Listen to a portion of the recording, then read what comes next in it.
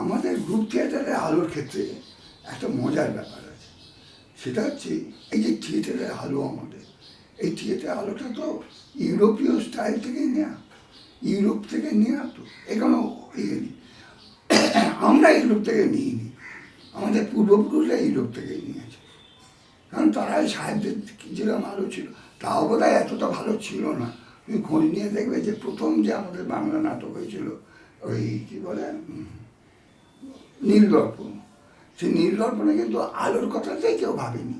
কারণ যেখানে হচ্ছে সেই বাড়ির উঠোনের পরে যে রাস্তার যে গ্যাস লাইট, সেই গ্যাস লাইটেই তারা হয়েছে মঞ্চ আলোকিত হয়।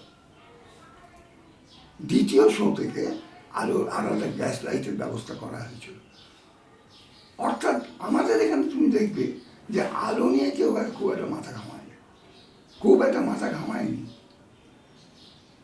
এবং যা থেকে গোটা ব্যাপারটাই দাঁড়িয়েছিল এইরকম যে আলোর কাজ হচ্ছে দেখানো, কিরমভাবে দেখাবে তুমি।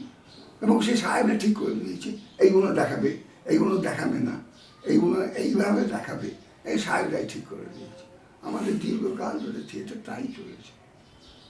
এই সময় যে নিয়ে এলেন তিনি হচ্ছে তাপস সেন। তার আগে সতু সেন এসছেন। সতু সেন আমেরিকাতে কাজ করেছে, কিন্তু আলো নিয়ে বইও লেখাও লিখেছেন, বই নয় এমনি প্রবন্ধও লিখেছেন, কিন্তু সেই অর্থে আলো নিয়ে ভাবেননি। সেইটা গোটাটা ভাবনাটা গেল তাপস সেন আসার পরে। তিনি একটা, কিন্তু তারও ইয়ের মধ্যে, এটা আমি বলছি তোমাকে, তারও মধ্যে ইউরোপীয় প্রভাবটাই কিন্তু রইল। তার কারণ হচ্ছে আমার যেটা মনে হয়েছে যে হলগুলো, আমাদের যে হলগুলো, সে হলগুলো তৈরি হয়েছে, যে হলগুলোতে আলো লাগানোই হয়েছে ইউরোপীয় স্টাইলে। ম্যাকক্যান্ডেল যেভাবে আলো সাজাতে বলেছেন তার মেথডেতে, সেইভাবেই গিরিশ মঞ্চের আলো সাজানো আছে। এবার তাকে ব্যবহার, বা রবীন্দ্র সদন, সব জায়গায় ওই যে সামনের দিকে হলের ওপরের দিকে যে আলো রাখার যে ব্যবস্থাটা, সেটা তো ম্যাকক্যান্ডেল করেছে এবং তার নিজস্ব কতগুলো কারণ আছে। সেই কারণগুলো আমরা ব্যবহার করি না, কিন্তু আলোগুলো আমরা লাগিয়ে দিয়েছি। সেই লাগানোকেই তাপসটাকে কাজ করতে হয়েছে। সেখানে তো বদল হচ্ছে, কিছু কিছু আমাদেরও ট্রাই করতে হচ্ছে। এইভাবেই আমরা কাজ করেছি। আর মঞ্চের যে ব্যাপারটা, সেখানে খালেদা তো নিজে আর্টিস্ট, নিজে যা করবার করে দিলেন। এখানে একটা ছবি এঁকে দিলেন, এখানে একটা এই বসিয়ে দে, হয়ে যাচ্ছে। কিন্তু অন্যের কাছে কিছু করার নেই। এই অবস্থাতে আমরা এসে পড়েছি। তা তোমাকে করতে হবে কি না, যে ধারাটা চলে আসছে সেই ধারাটা তোমার অনুসরণ করতে হবে। সেটা কিন্তু সবাই চায়, আমাদের থিয়েটারের লোকেরা তাই চায় যে এই ধারাটা অনুসরণ করে। এইখানে এসে একটু বদল দরকার আমার মনে হয়েছিল, এবং আমি নিজে সেই বদলের কাজটা, নিজের কাজের বেলা সেই কাজটা করেছি। আলোর দুটো দিক, একটা হচ্ছে যে আলো দেখাবে, যে আলো ডিজাইনার তার কাজই হচ্ছে আলো একটা দিককে মেনে চলা, সে দেখানোর ব্যাপারটা ঠিক করবে। দেখানো এবং না দেখানো, সাহেবরাই তাই বলে গেছে, দেখানো এবং না দেখানো। তার জন্যই তো ওপরের সেটের ওপরে তোমার যে আলো দিচ্ছ, যাতে ওখানে যে আলোগুলো আছে সেগুলো তোমার দেখাতে হবে না, দেখতে পাবে না কেউ। এরকমই সব ব্যাপারটা, দেখানো এবং না দেখানো। আর একটা দিক আছে, সেটা হচ্ছে নাটকের বা থিয়েটারের ভেতরটা যেটা হচ্ছে সেইটাকে খুঁজে বার করা। এটা একটা দিক, হয় দেখানো আর না হলে ভেতরটা খুঁজে বার করা। দেখানোর ব্যাপারে আমাদের দেশে তার কোনো তুলনা নেই, তিনি তাপস। আর এইখানে কিন্তু পরবর্তী প্রজন্ম যারা ছিল, আমি কনিষ্করা বা আরও যারা যারা আছে তাদের কথা বলছিলাম, যেমন আমার নিজের ধারণা যে তাপসদার যে ধারা, সেই ধারা আমাদের থিয়েটারে একমাত্র বাদল দাস, বাদলই কিন্তু তাপসদার যোগ্য উত্তরসূরি, মানে তাপসদার ধারার উত্তরসূরি, ওখানে আর কেউ না। আর এইখানেতেই একটা গণ্ডগোলের জায়গা আছে, সেটা হচ্ছে জয়ের যে ঝামেলা, এটা আমি নানানভাবে বলেছি, বোঝাবার চেষ্টা করি। জয়ের যে ঝামেলা, তার কারণ হচ্ছে জয় এই দ্বিতীয় পথটা চাইছে, ঢুকতে চাইছে যে আমি এমন আলো করবো যেটা নাটকের ভেতরটাকে খুঁজে বার করবে। কিন্তু জয়ের কাছে থিয়েটারের লোকেদের দাবি হচ্ছে তুমি তোমার বাবার মতো আলো করো, দেখানোটাই জোর। যার ফলে জয় একটা অদ্ভুত দোটানার মধ্যে জয়কে সারা জীবন কাটতে হয়েছে।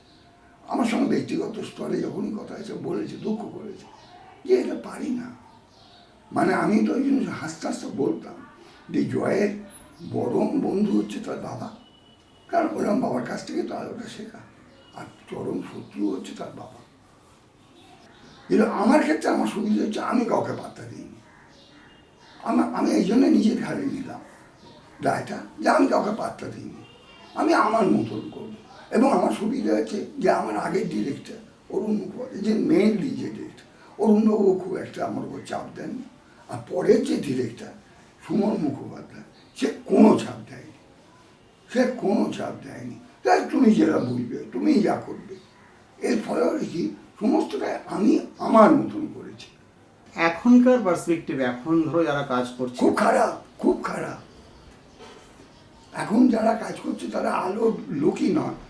আমি যাই বলো তাই করো। আমি সেদিন দেখলাম কি একটা নাটকে একজন বড় ডিরেক্টর সেই আলো ডিজাইন করছে, নাম বলছি না, নাম তো তুমি দেখলেই বুঝতে পারবে, আইএসের ভিডিও তো তুলছো বলে নাম বলছি না, যে বা অনেক ডিরেক্টরই অন্য আলোর করে। তো আমি হাসতে হাসতে বলেছিলাম একদম, ভাই ও যদি আলো করতেই পারে তা নিজের নাটকের বেলা করে না কেন? তোমাদের সিনেমার জগতে যন্ত্রপাতি উন্নতি হওয়ার সঙ্গে সঙ্গে তোমাদের কাজের প্যাটার্নটাও পাল্টে গেছে। তোমরা এখন অন্যভাবে নানানভাবে কাজ করতে পারো, যেটা একদম বাঁধা, আগেকার যে বাঁধা নিয়মের বাইরে গিয়ে তোমরা কাজ করছো। একরকম হচ্ছে, কারণ তার মধ্যে থেকে একটা কিছু সৃষ্টি করা হচ্ছে। কিন্তু আমাদের থিয়েটারের জগতে সেটা হলো না। আলোর লোকেরা কাজ করছে না, কাজ করছে বাইরের লোকেরা। তার ফলে আমাদের থিয়েটার, এখনকার থিয়েটার আলোর কাজ খুব খারাপ, খুব খারাপ। মানে খারাপ কি অর্থে বলছো? খারাপ মানে কোনো অর্থ নেই তার মধ্যে। কেন কি করছে, কেন কি রং ব্যবহার করলো, তার আলাদা কোনো অর্থ নেই তার। করতে হয় তাই করেছে। আপিয়ারায় যে একটা নাটক করছে, সেই নাটক আমি তোমাকে উদাহরণ দিচ্ছি যে বার্নার্ড শ আর বার্কার ডিরেক্টর বার্নার্ড শয়ের নাটকে, এবং তারা সবাই ইপসেনের ভক্ত। তারা এই নিয়ে তা ওইখানে আপিয়ারের ওই নাটক দেখতে গিয়ে, কাজ দেখতে গিয়ে বার্নার্ড শ ডেকে বললেন যে এইরকম আলো আমি চাই, এইরকম আলো করতে হবে। এই যে এইরকম দিনের বেলা বাগানেতে যখন, মাঠের মধ্যে যখন দাঁড়িয়ে আছে নায়ক নায়িকা, এই আলো রকম করতে হবে। তো বারকার ভেতরে গেছিলেন, তারপরে তা ফিরে এলেন, ফিরে এসে বার্নার্ড শকে বলছেন যে আপনি যে আলোটা বললেন ওরা করেছে, ফ্লোরের যার উপর তারা অভিনেতারা দাঁড়িয়ে আছে তার তলাতে জায়গা আছে, সেইখানে সে আলো রাখা আছে, সেখানে রাখানো আছে 200টার উপরে আলোর স্পট লাগানো আছে। তারপর তো চারদিকে কত স্পট। আমাদের যে মঞ্চে আমরা করি, আপনার নাটক যে মঞ্চ হয়, সেখানে 50টার উপর স্পট নেই। আপনি ওই আলো পারবেন করতে না করতে। অতএব এটা করায় তুমি স্পেকট্যাকুলার বলে তুমি হলিউডের বা আমেরিকার কোনো তুমি করতে পারবে না, করতে পারবে না, তুমি কখনোই করা সম্ভব নয়। আর এই স্পেকট্যাকুলার করবে কেন? থিয়েটার স্পেকট্যাকুলার তো নয় তো, তার জন্য তো, সেটার জন্য এন্টারটেনমেন্টের জন্য হতে পারে। তুমি যদি স্পেকট্যাকুলার করো তার পেছনে তো যুক্ত। আমি যার জন্য প্রথমে রাইনার্ডের কথা বললাম, রাইনার্ড যে স্পেকট্যাকুলার করেছে স্টেডিয়ামের মধ্যে যে নাটক, তার পেছনে যুক্ত তিনি দেখিয়েছেন, যার জন্য তো সারা পৃথিবী তাকে মান্য করে। কারণ তুমি এখানে করো না, দিনেশ করুক না, কিন্তু তুমি এখানে কোনো যন্ত্র যেটা আমার অন্য কারোর কাছে নেই, তোমার কাছে আছে, তুমি সেই যন্ত্রগুলো ব্যবহার করো, এবং সেগুলো থেকে কোনো আলাদা কিছু তো ফুটে উঠছে না।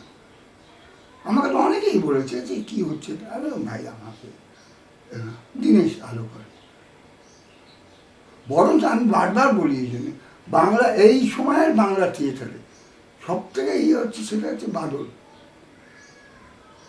থিয়েটার আমাদের এখানে যা থিয়েটারের যা প্রয়োজন, থিয়েটারের যা ক্ষমতা, সেই ক্ষমতাতে বাদল হচ্ছে সঠিকভাবে আলো করতে পারে, এবং বাদল হচ্ছে তাপসদার যোগ্য উত্তরসূরি। যখন তাপসদা আলো করছেন তাপসদা কি জানেন না যে এর থেকে ভালো আলো অন্যরকমভাবে করা যায়? জানেন, কিন্তু সেই সময়ের তার মনে হয়েছিল যে এইটা আমার করতে হবে। তোমার হেনরি মুরের ভাস্কর্য ভালো লাগে বলে তুমি মাইকেল অ্যাঞ্জেলোকে কি করতে পারবে? তার ওপরে তো সেগুলো দাঁড়ায়, এই যে পর পর পর পর পর পর পর পর দাঁড়ায়। সেটাই জানতে চাই যে তো তোমাদের কাজের আমাদের কাছে তাপসদার উপরে আমরা দাঁড়িয়েছি। তারপরে এখনো অন্য কেউ যদি না দাঁড়ায়, সে তাদের ব্যাপার, তাদের অক্ষমতা। আমি তো বলছি দীনেশ খুব ভালো টেকনিশিয়ান, অনেক দামি দামি যন্ত্রপাতি তার হাতে আছে, কিন্তু মঞ্চের লাইট ডিজাইন করার কোনো যোগ্যতাই দীনেশের নেই, কোনো ক্ষমতাই দীনেশের নেই। বাবুন একমাত্র ইয়ে রইল কেন, অপারেটর রইল কেন?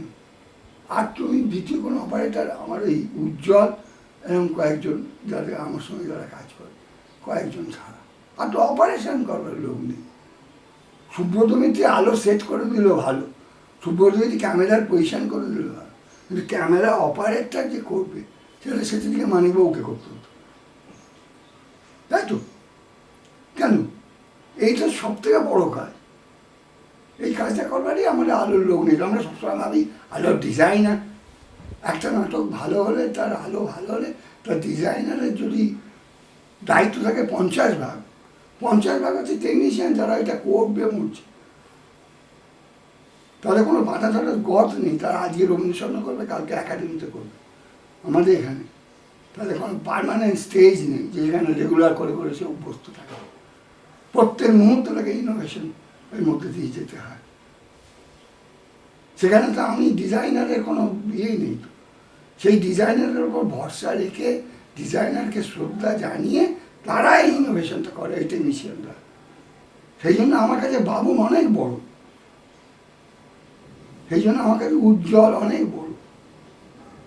এই তো দুজন হাতে গোনা, আরও যারা আছে তারা ভালো, কিন্তু এই যে ভাবনাটাকে ঠিক মতন ফুটিয়ে তোলার ক্ষমতা, এই যে বদল, মঞ্চ বদল হয়ে গেলে যে ইনোভেশনের দরকার পড়ে, সেটা তো আর কারণ নেই তো।